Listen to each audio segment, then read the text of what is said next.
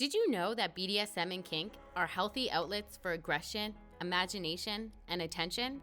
Hi, welcome to The Partition, home of Kinky Wellness. My name is Dana Shergill, and I am a sexual wellness instructor that dives deep into all things kinky. I'm here to show why kinky sexual wellness deserves a rightful spot within the wellness conversation. So let's talk about it.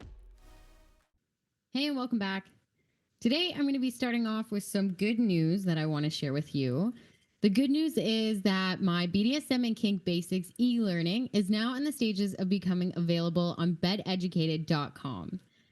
Beducated is a sexual wellness platform that has over 100 online sex education courses from the world's top educators and experts.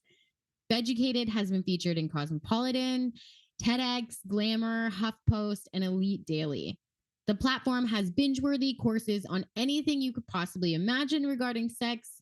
For instance, you can enter keywords such as couple practices, sensual massages, communication, sexual health, erotic dancing, pleasing a penis, pleasing the vulva, anal, dating, and of course, BDSM and kink. Once I have the official date for the e-learning that will be uploaded, I will let you know. The draft contract was approved yesterday, so we are just taking the final steps, I guess, is next. So yes, Bed Educated is a subscription-based platform and has monthly, yearly, and lifetime passes. I highly encourage you to check it out for yourself, so I will leave the link in the description.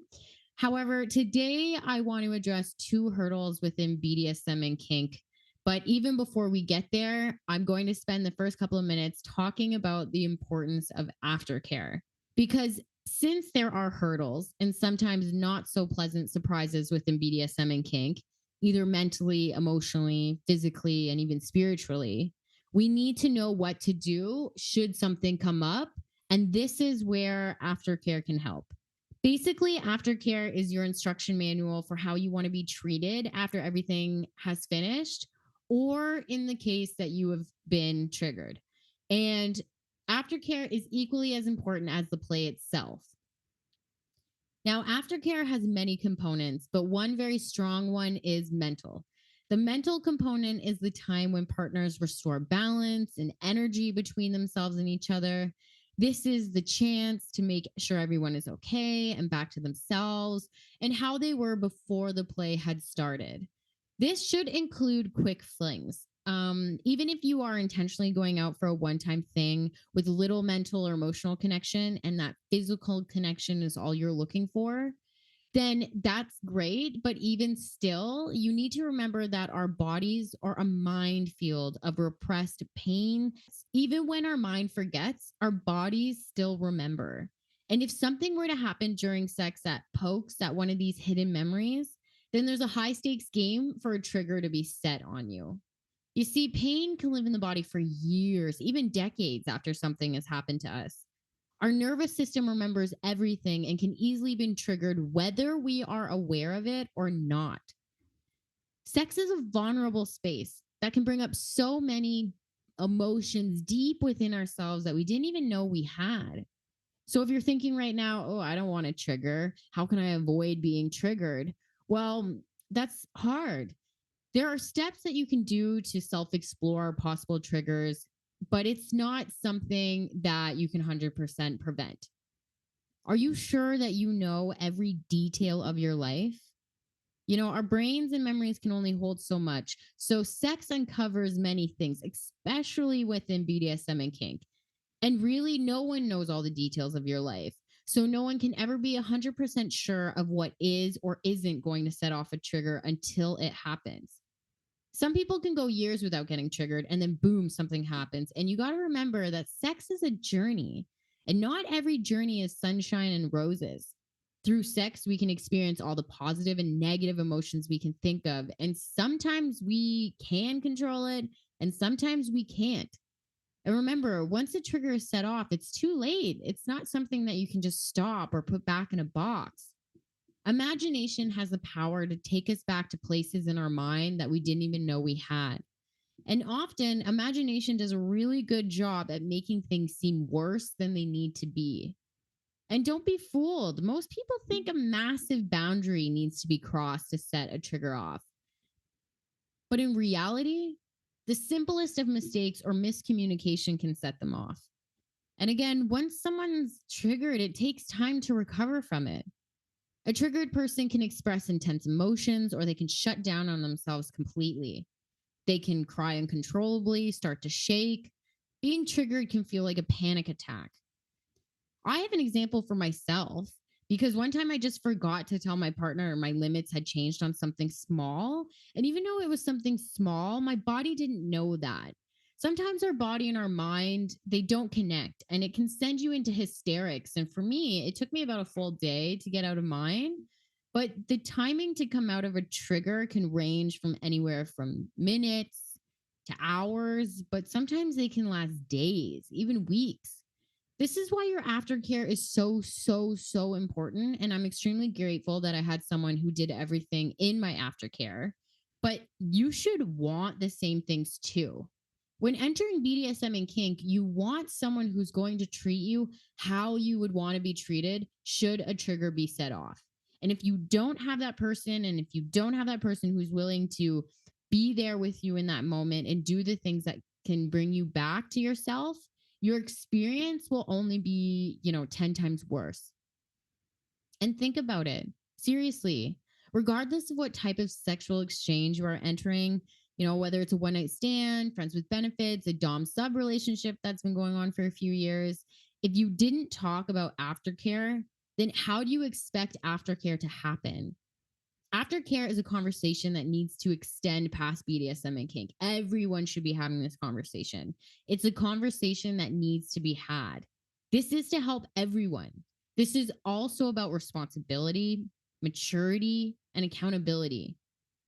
You don't know if the sex you're going to have in that moment or even tonight is going to possibly unveil something to you that you haven't seen about yourself before.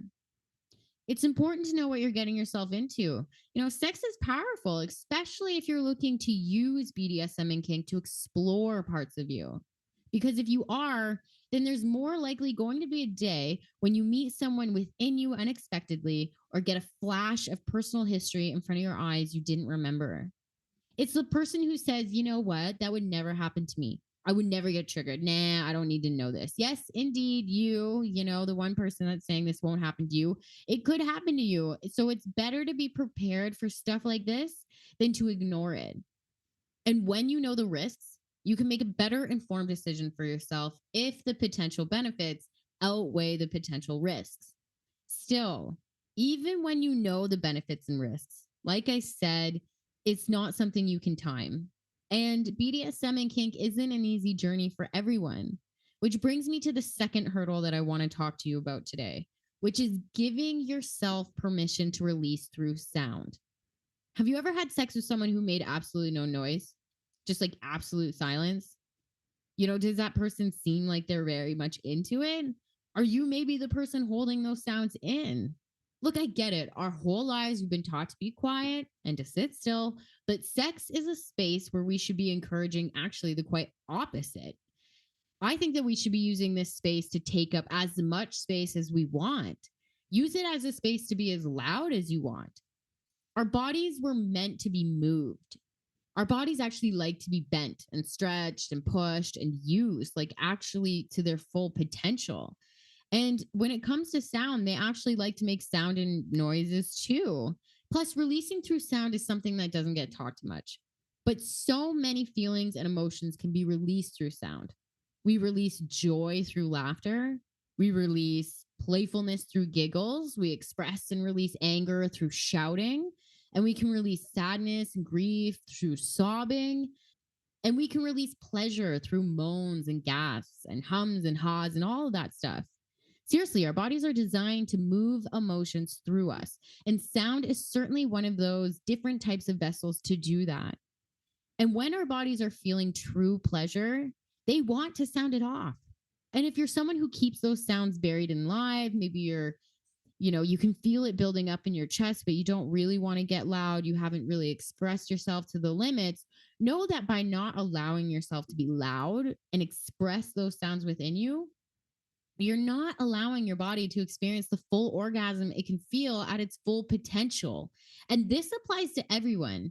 Although I do feel that women struggle with this concept a little bit more. Actually, a little while ago, I was on the Whiskey Sex Talk podcast with Romeo and Maria. And after the recording, we got on the subject of woman orgasms in movies and how, if a movie shows a woman having a full orgasm, it's automatically rated an R or 18A or some of, the higher end ratings. But yet there are so many films of men having orgasms that don't get such a harsh rating, which I believe has some interesting side effects.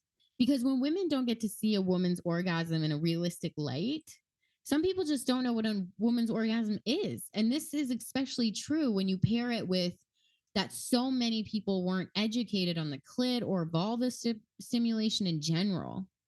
On one side, you have Hollywood discouraging showing a woman's orgasm, but then on the other, you have porn videos which make the female orgasm look very extravagant and on demand in most cases. But of course, this isn't realistic. This isn't real. Pornography is not real. So the whole concept that women can produce an orgasm on demand over and over again isn't realistic. Like maybe you can, that's amazing. But for most women, they need consistency. They need their minds to be at ease. They need to feel relaxed, safe, and secure. And when I mean consistency, I seriously mean it. When a woman says don't stop, what they're really meaning to say is literally don't do anything differently than what you're currently doing right now. Seriously, consistency is a major player when it comes to having a female orgasm. Also, there's this stigma that if you are a loud woman in the bedroom, then people have this, oh, like, oh, she sounds like a porn star, yada, yada, chit chat.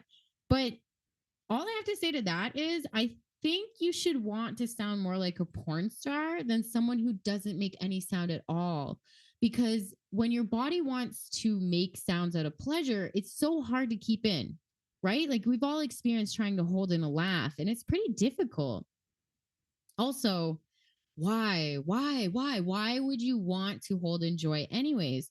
Everyone knows that you're having a better time in life when you're laughing and you're giggling and when those positivities are coming through sound as well. And if you are someone who's making noises when you don't actually mean it, you just need to stop and be real with your partner. Okay. You're just giving false positive encouragement for an action that doesn't actually bring you that sound naturally.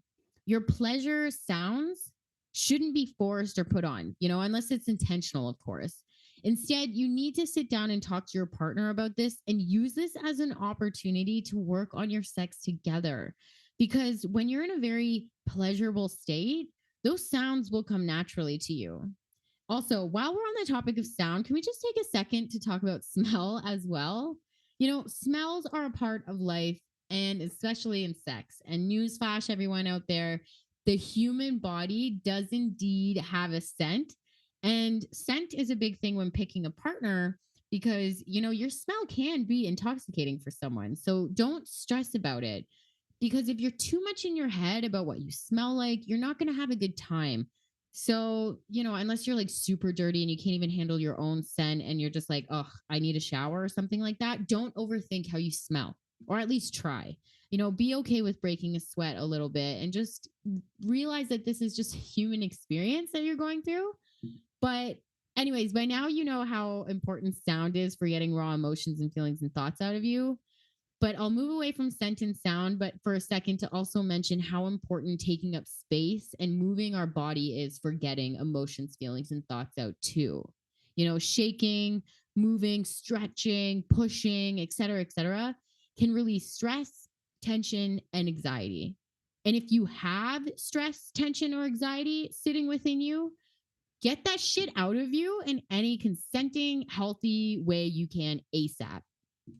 Act it out, shake it out, slap it out, do whatever the fuck you got to do to get it out.